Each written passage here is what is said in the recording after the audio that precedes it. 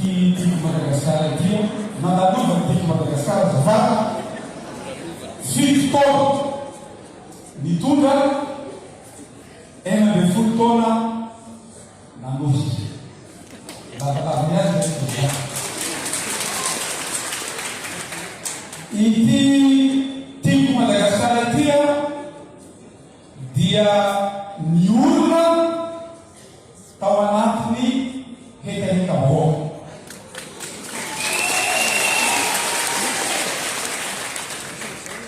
Ari anisan'ny teny falevan'ny Tico Madagascar tamin'izany dia minoa fosika.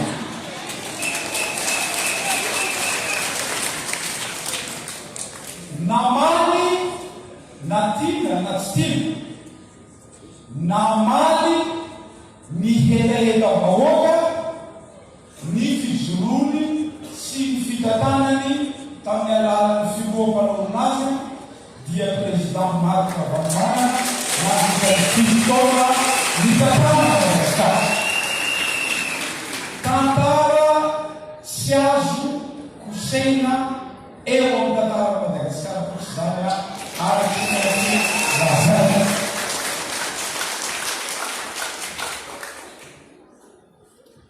Nandritran'izay amam-polo taonan'izay niapotika ny firenena.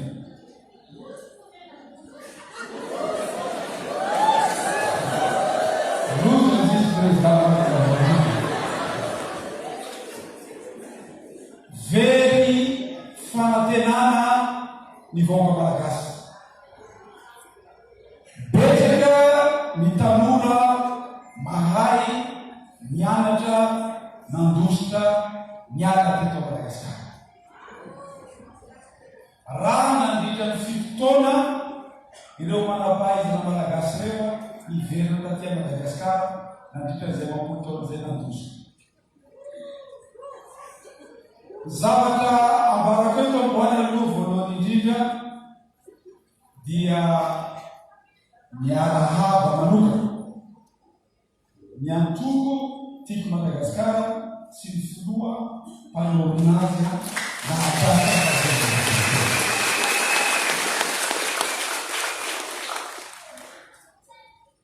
nanangana ny vovonana firaisan-kina izahay miaraka. Miantony tompoko dia tsotra ihany. Miantony fisiny vovonana firaisan-kina dia tsotra hara fahefana tompoko.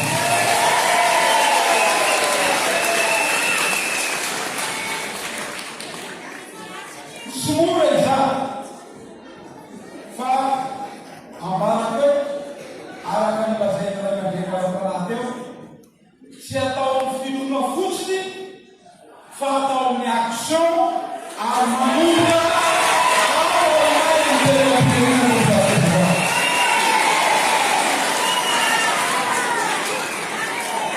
mazava tsara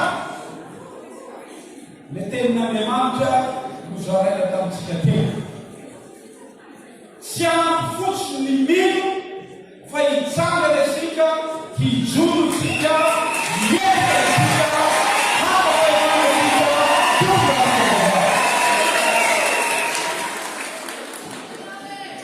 nandritra ny fivoriana enimpolo andro izay nataonay maro misy fangalangalana.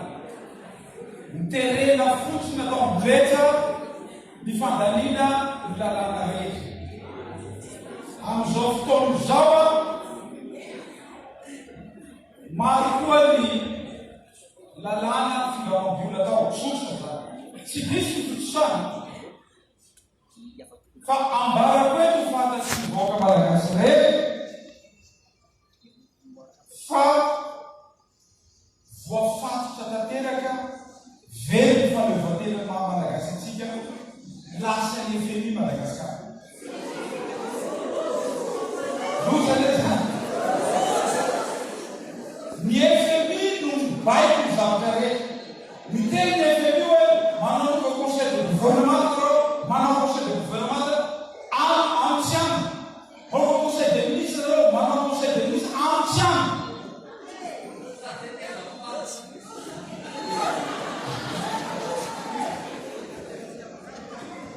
ny olana eto firenena ty dia jirama.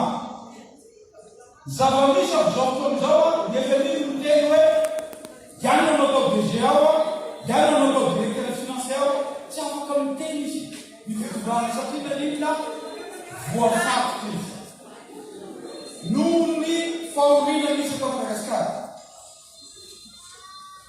noho ny fahaverezam-panantenana eto Madagasikara, noho ny fijaliana eto Madagasikara, dia ambaranay solombavam-bahoaka ho fantapoko fakantam-pirenena fa hijoro izahay